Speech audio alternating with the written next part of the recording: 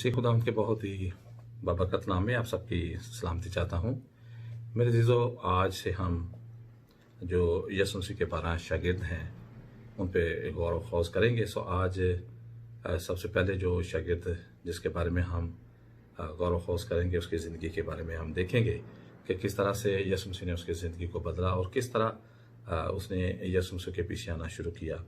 आज हम शमौन पतरस का लक़ब जिसे दिया गया उसके बारे में हम देखेंगे।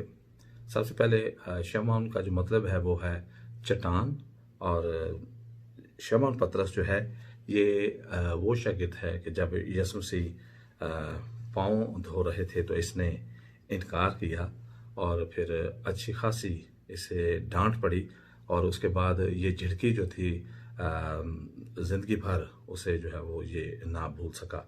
और ये वाक़यात उन वाक़यात में से एक हैं, जैसे रेगिस्तान से हम देखते हैं कि रेत जो है उड़कर कभी उधर और उड़कर कभी उधर चली जाती है। बिल्कुल इसी तरह शमौन जो था उसकी ज़िंदगी थी। और फिर हम देखते हैं कि जैसे जैसे उसने यीशु मसीह के साथ वक्त को बिताया और यीशु मसीह ने उसे एक मजबूत पत्थर में जो है वो बदल डाला। ये शमौन जो है वो बैते सैदा का रहने वाला था और बाद में वो वहाँ से कुफरनहूम में चला गया, और वहाँ पर जब वो पहुँचा तो उसने अपने भाइयों के साथ जो मछलियों का काम करते थे उनके साथ एक बाकायदा तौर पर पार्टनरशिप की और उनके साथ हिस्सादार बन गया और उसने काम जो है वो करना शुरू कर दिया। और फिर इसके साथ साथ वो दूसरे रसूलों की तरह इबादत खानों में जाता और तालीम जो है वो हासिल करता था। ये शादीशुदा था और इसकी बीवी और सास इंद्रियास के साथ रहते थे, जो हम आगे चलकर वाक़या देखेंगे। और फिर इनका बाप जो है यूहन्ना वो फौत हो चुका था। अगर हम मरकज़ के इंजील उसका पहला बाब उसकी 29 और 30वीं आयत देखें तो वहाँ पर ये वाक़या हमें पढ़ने को मिलता है। और फिर शमौन जो है बहुत मजबूत ताकतवर शख्स था। मसलसल जब ये कश्ती के चप्पू चलाता तो वो चप्पू चलाने की वजह से इसके बाजू जो थे वो काफ़ी ताकतवर और सख्त इसके हाथ जो है वो हो चुके थे। और फिर उसके बाद मछलियों का जब जाल भर जाता तो मोस्टली यही जाल को खींचता और बड़ी ताकत और ज़ोर के साथ उस जाल को जो है वो बाहर खींचना पड़ता था। मतलब कि ये एक बाहिम्मत और बासलाहियत एक लीडर जो है वो ये बना। और जिस्मानी लिहाज से जैसे मैंने बताया कि ये मजबूत किरदार का मालिक था, लेकिन मजबूती के साथ साथ अंदरूनी तौर पर गो ये जिस्मानी तौर पर मजबूत था, लेकिन अंदरूनी तौर से ये बड़ा ही कमज़ोर था। और चारों अनाजील का जब हम मुताला करते हैं तो चारों की चारों अनाजील इस बात को जाहिर करती हैं कि ये तेज़ मिजाज शख्स था और जल्दबाज और जोशीला शख्स था। फिर ये हर वक्त सवालों जवाब जो है ये बहुत ज़्यादा किया करता था। और मैं समझता हूँ कि जब आप सवालों जवाब करते हैं तो उसके ज़रिए से बहुत सी चीज़ें आपको सीखने को मिलती हैं और आपकी कन्फ्यूजन जो है वो दूर होती है। ये एक बहुत अच्छी बात है सीखने के लिए। और यही वो शमौन था। जब हम देखते हैं कि रोमी सिपाही जो हैं वो यीशु मसीह को पकड़ने के लिए आए तो इसने आगे बढ़कर उसका कान जो है वो उड़ा दिया था। और यही शमौन है जो दौड़ता हुआ जब पता चला कि यीशु मसीह मुर्दों में से ज़िंदा हो चुका है, जी उठा है, तो सीधा दौड़ता हुआ कब्र पर पहुंचा और कब्र के अंदर घुस गया ताकि जाकर उस बात की अच्छी तरह से जांच पड़ताल जो है वो कर सके। हालांकि यूहन्ना जो है वो भी इसके साथ था।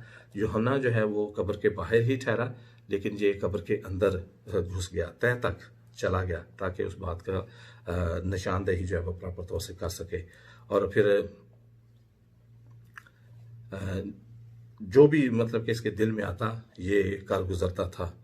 वो झील की तरह अचानक तूफानी हो जाता और अचानक ही लहरों की तरह आम समंदर की तरह झील की तरह बहना जो है वो शुरू हो जाता। और इसने पानी पर चलने की जुर्रत की। इसने यीशु मसीह से कहा कि मुझे हुक्म दे ताकि मैं भी पानी पर चल सकूं। और हम देखते हैं कि इसे पानी पर चलने का तजर्बा जो है वो हासिल हुआ। और जब इसका ईमान मतजलजल हुआ सॉरी जब इसका ईमान मुतज़लज़ल हुआ तो हम देखते हैं कि ये डूबने लगा। और यही शमौन था जिसने यीशु से कहा था कि तू मेरे पाँव जो है वो धोने ना पाएगा।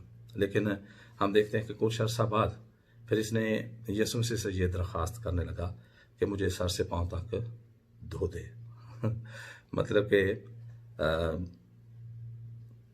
और इसी ने ये इस बात का भी इजहार किया कि मैं तेरे साथ मरने से भी दरेग नहीं करूँगा। अपनी मोहब्बत का इजहार यीशु मसीह से करता रहा और कभी कहा कि कभी मैं यीशु मसीह का इनकार जो है वो नहीं करूँगा। मगर हम देखते हैं कि उसने कस्में खाई और कहा कि मैं तो यीशु मसीह से कभी मिला ही नहीं, मैं उसे जानता ही नहीं।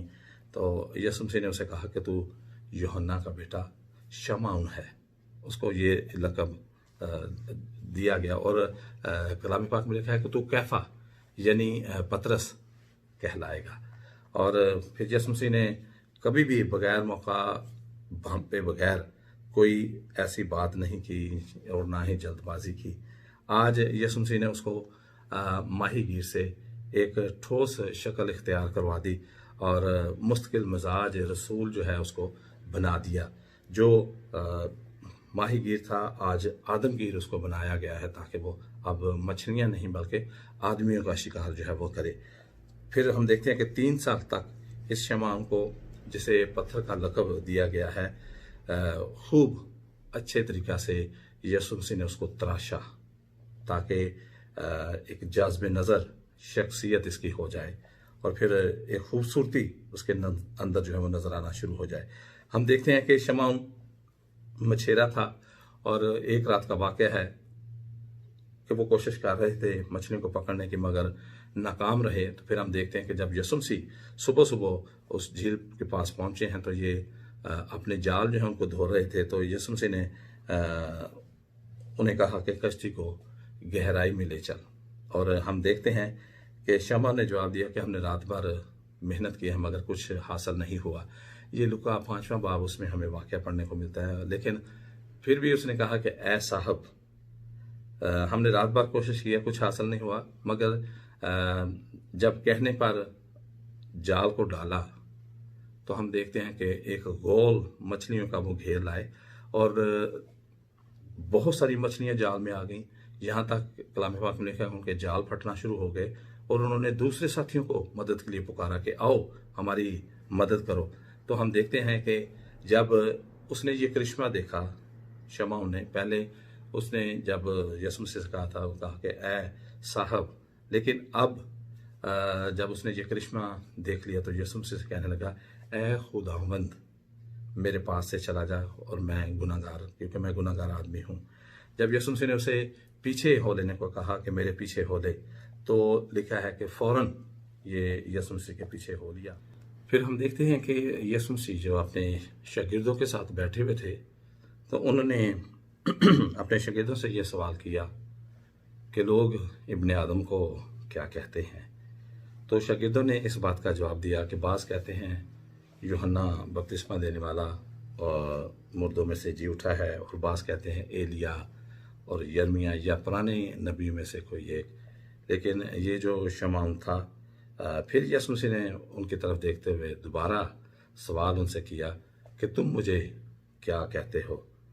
तो इसी शमौन ने इस बात का एतराफ़ किया कि तू जिंदा खुदा का बेटा मसीह है। फिर उसके बाद हम देखते हैं कि खुदावन ने उसे बरकत दी और उस पर निगाह की और कहा कि मैं इस पत्थर पर कलीसिया बनाऊंगा। और फिर लिखा है कलाम पाक में, और आलम रवाह के दरवाजे इस पर गालब ना आएंगे। और शमौन को बाकायदा तौर पर शमौन को ये जिम्मेदारी सौंप दी गई कि वो अंजीर की खुशखबरी की मनादी जो है वो करे। और हम देखते हैं कि इसी शमौन को एक मरतबा फिर से झिड़की पड़ी जब यीशु मसीह ने इस बात का अपने शागिर्दों से वो बातचीत कर रहे थे। उन्होंने कहा कि हमें यरूशलेम को जाना है और वहाँ सरदार काहन और फ़कीह फरीसी मुझे पकड़ेंगे, मारेंगे और सलीब पर चढ़ा देंगे, और इब्ने आदम जो है वो तीसरे दिन मुर्दों में से जी उठेगा। लेकिन शमौन पतरस ने कहा कि ए खुदावंद, खुदा ना करे, हरगिज़ ऐसा नहीं होगा। और हम देखते हैं कि उसी लम्हा यीशु मसीह ने शमौन को जो है वो डांटा और कहा कि ए शैतान, मुझसे दूर हो या मेरे सामने से दूर हो। शैतान जो है शमौन पतरस में होकर यीशु मसीह के रास्ता में रुकावट बनने की कोशिश उसने की, लेकिन क्योंकि मेरे रब के खुदावंद जो हैं बेशक वो बाइख्तियार हैं, उनके पास बहुत से इख्तियारात हैं, लेकिन कभी उन्होंने अपने इख्तियार को ज़ाहिर ना किया। और फिर हम देखते हैं कि शमौन जो है उसने इस बात का भी इकरार किया कि तू ज़िंदा खुदा का बेटा है, मगर उसकी कदर और उसकी अज़मत को जो है वो ना समझ सका। और फिर शमौन ही है जिसने ये सवाल किया कि अगर मेरा भाई मेरा गुनाह करे तो मैं कितनी बार उसे माफ़ करूं, 7 बार? तो यीशु मसीह ने उसे खूबसूरत जवाब दिया, 7 के 70 बार तू उसे माफ़ कर। फिर हम देखते हैं कि जब उसने 3 बार यीशु मसीह का इनकार किया है तो वो रात भर सो नहीं सका है।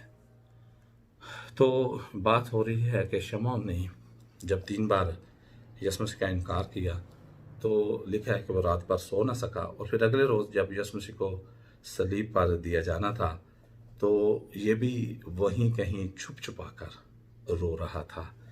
और फिर उसके बाद हम देखते हैं कि जब यीशु मसीह ज़िंदा हो गए, एक बड़ा ही अहम वाक़या इसकी ज़िंदगी में रूनुमा हुआ।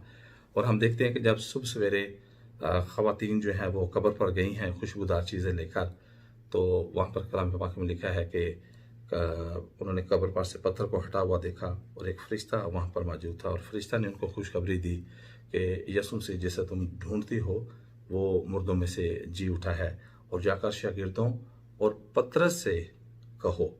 जब ख़वातीन ने वापस जाकर पतरस से इस बात का बयान किया तो पतरस के खुशी की इंतहा न रही। और वो खुशी इसके लिए क्या थी कि एक फरिश्ता ने बाकायदा उसका नाम लेकर कहा कि तुम पतरस से जाकर कहो कि वो मुर्दों में से जी उठा है। फिर हम देखते हैं कि अब वो आम शख्स नहीं रहा, वो एक ख़ास शख्स बन गया। और फिर अब वो रेत नहीं, एक मजबूत चट्टान जो है वो बन गया। और फिर उसके बाद हम देखते हैं कि बाकायदा तौर पर ज़िम्मेदारी उसको सौंपी गई। और यीशु मसीह ने, जब हम यूहन्ना की इंजील 21वां बाब उसकी 15 से 18 आयत को पढ़ें तो 3 बार यीशु मसीह ने उससे पूछा कि क्या तू इस बात के लिए तैयार है। यीशु मसीह ने पहली बार उससे कहा कि क्या तू इस बात के लिए तैयार है, कहा कि तू मेरे बर्रे को चरा। और फिर दूसरी बार फिर उससे कहा गया कि क्या तू इस बात के लिए तैयार है, तू मेरी भेड़ों की गलाबानी कर। और फिर जब तीसरी बार उससे कहा गया कि क्या तू इस बात के लिए तैयार है, तू मेरी भेड़ें चरा। और जब हम शमौन को देखते हैं तो उसके दिल में शर्मिंदगी भी इस बात की हुई, और उसको याद आया कि 3 बार मैंने इनकार किया था, हालांकि मुझे पहले बता दिया गया था। तो वही बात जब उसको याद आई, जब तीसरी बार यीशु मसीह ने कहा कि क्या तू इस बात के लिए तैयार है, तो मेरी भेड़ें जो हैं उनको चरा, तो उसने कहा कि ए खुदावंद, तू तो बखूबी इस बात को जानता है। मतलब कि उसे पता था कि मुझे मेरे इनकार करने से पहले भी बताया जा चुका था कि तू 3 बार इनकार करेगा। फिर देखते हैं कि शमौन को एक बाकायदा तौर पर लीडर बनाया गया। और फिर जब उसने पहला सरमन वहाँ पर दिया तो कलाम पाक में लिखा है कि तकरीबन 3000 लोगों की जमात जो थी उसके साथ उसके ग्रुप में शामिल हो गई।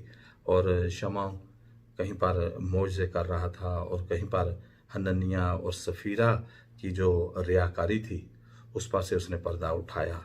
और फिर बाद में हम देखते हैं कि शमौन को कैद खाना में डाल दिया गया और उसे मना किया गया कि वो यीशु मसीह का नाम लेकर मुनादी ना करे। लेकिन उसने एलानिया इस बात का इकरार किया, उसने कहा कि इस नाम के बगैर मेरी मुनादी जो है उसका कोई बेफ़ायदा है, उसका कोई फ़ायदा नहीं है। और फिर हम देखते हैं फिर दूसरी बार जब उसको कैद में डाला गया है तो दूसरी बार भी उसे उन्होंने मारपीट करके जो है वो छोड़ दिया, और तीसरी मर्तबा फिर उसे कैद खाना में डाला गया। और उस रात वो सुकून की नींद जो है वो सो रहा था, और कलीसिया जो थी वो रात भर उसके लिए दुआ कर रही थी, क्योंकि अगले रोज़ उसे कत्ल किया जाना था। और हम देखते हैं कि पतरस जो है वो आराम से सुकून से सो रहा था और फरिश्ता ने आकर उसे जगाया और उसकी जंजीरें जो हैं वो गिरा दी और कैद खाना का जो फाटक था वो खोल दिया गया। और शमर पतरस ने हम देखते हैं कि आखिरी अयाम जो हैं वो रोम में गुजारे और वो सलीब पर उसको उल्टा लटका कर जो है वो मार दिया गया। अगर हम यूहन्ना के इंजील 21वां बाब पढ़ें 18-19 आयत, तो उसमें हमें ये वाक़या पढ़ने को मिलता है। अगरचे अनाजील में उसको शमौन कहकर पुकारा गया है, लेकिन अमाल की किताब में उसे पतरस के नाम से पुकारा गया है। सो मेरे चीज़ों, इन सारे हालात व वाक़यात को जब हम देखते हैं कि किस तरह से एक निचली सतह से उसको बुलंद सतह पर खुदावंद ने पहुंचाया और उसे अपनी खिदमत जो है वो खुदावंद ने दी। आज मेरे और आपके लिए ये चैलेंज है। हम भी हकीर हैं, लेकिन हमारी एक अलग जान पहचान हो सकती है, हमारा एक अलग से मकाम और रुतबा बन सकता है। वो किस तरह? जब हम दलेराना काम खुदावंद के लिए करते हैं, खुदावंद के नाम से शर्माए नहीं, बल्कि खुदावंद के लिए उसको नाम को लेकर हम आगे बढ़ें। जिस तरह शमौन पतरस ने बड़ी दिलेरी के साथ ये मुजाहरा करते हुए वो खिदमत के इस काम को लेकर आगे बढ़ा और लोगों को इस बात की खुशखबरी की मुनादी वो देता रहा। और हम देखते हैं कि रेत से उसको पत्थर बनाया गया, एक लीडर बनकर वो सामने आया और बहुत से लोगों को उसने खुदावंद के पाक कलाम की उस खुशखबरी की मुनादी उनके साथ की।